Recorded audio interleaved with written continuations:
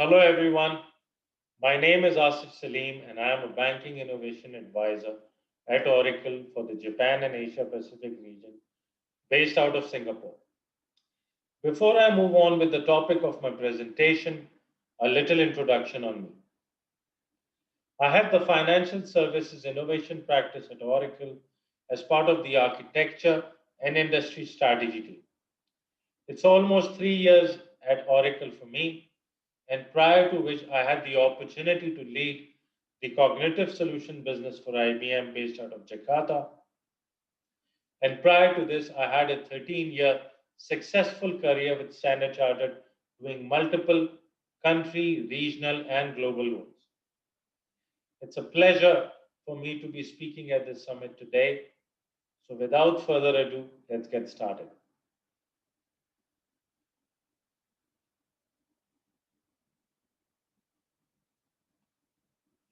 No industry today is immune, as we have seen how COVID 19 has literally resulted in shutting down various industries. Digital, in fact, is the new normal as more and more data is coming on and moving on to digital channels. Artificial intelligence is emerging everywhere as virtual assistants on every new smartphone, robo advisor to make help in intelligent investment decisions. Driving autonomous vehicles are on our roads, and sophisticated algorithms are underlying recommendation engines for many of the world's uh, leading web platforms. AI is perhaps the most talked about technology of our time, promising to transform fundamental aspects of how we live, work, and play. The capability of AI to perform increasingly more tasks that were previously the sole purpose or sole preserve of humans will free people up to focus on higher value, more fulfilling activities. However, this will create a new sense of unease about our very usefulness in the future. Either way, intelligent systems will play a very increasingly important role in determining Pakistan's future prosperity, security, and social cohesion. Think about it. If you are in auto industry today, you are, and the policies are coming up about autonomous cars, there'll be new laws coming up. There'll be changes on how the governments basically bar the sales of gas powered vehicles pretty soon. Big changes are expected to come this way. If you're in financial services industry today, you look at fintechs and how do we collaborate with them and how do we adjust. Retail has undergone incredible amount of changes as well. These changes have been driven by internet, where basically new age purchase decisions are taken online. Now you face a new level of competition to kind of how you could personalize and serve these offerings to your consumers. As Andrew Ang put it, just as 100 years ago electricity transformed industry after industry, AI will do the same. Countries with more sensible AI policies will advance more rapidly, and those with poor thought out policies will struggle and will be left behind.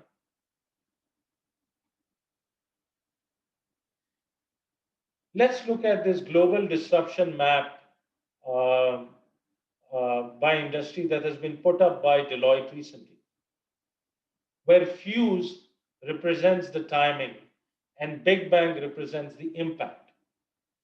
When we analyze this, it's very clear that a lot of industries will be disrupted within a time span of 3 to 5 years.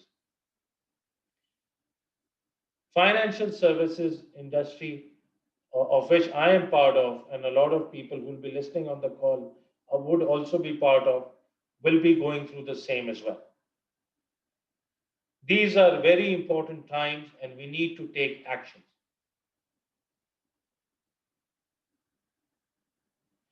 So, continuing on from where I left in the first slide, it's very clear to us now that digital acts as the foundation for an effective AI strategy.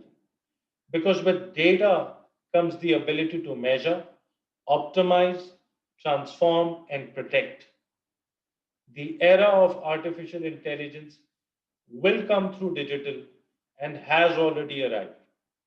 And with COVID 19, more and more enterprise consumers are moving digital, and the evolution of that is going to be AI. But the question comes to our mind, why now? After all, AI has been around for many decades. Why all the interest now? Well, for one thing, the ingredients are now in place.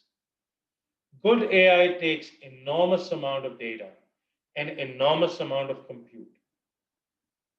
Thanks to cloud, these are now readily available at our hand. But at the same time, business leaders are discovering that AI can make more effective competitors, so the rush has begun. And the lead to take that advantage has really started this new age competition.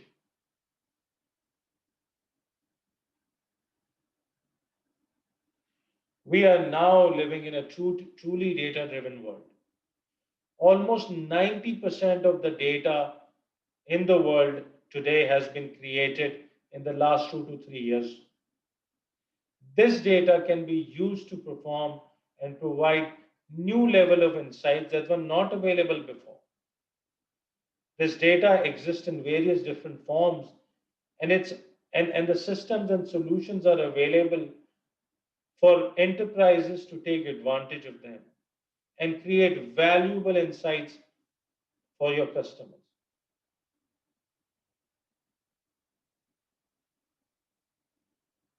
As per the latest digital reports published in October 2020, almost 65% of the population today globally is now digitally active, and they have some sort of digital identity in place. Having a single digital identity, what does it mean? This means that you can use that single digital identity to measure almost anything and everything.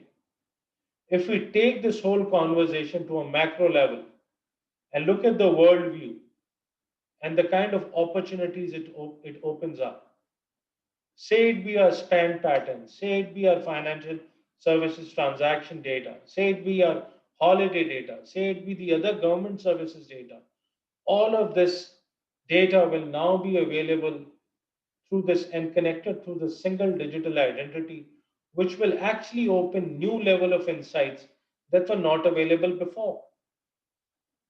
And you do not need any new form of machine learning algorithm. It's the power of connected data which will create new enormous opportunities.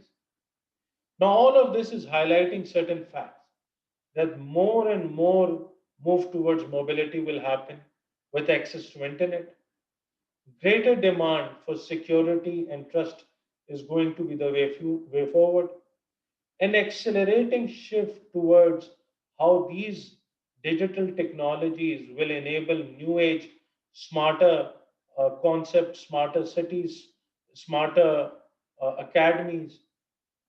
More people are going to call for public supervision of digital identity systems because almost everything could be traced and tracked. Even more, there'll be new age initiatives around national identities, digital identities, and through which basically how you could connect the larger ecosystem that exists between government and other different industries today and create valuable insights for your consumers.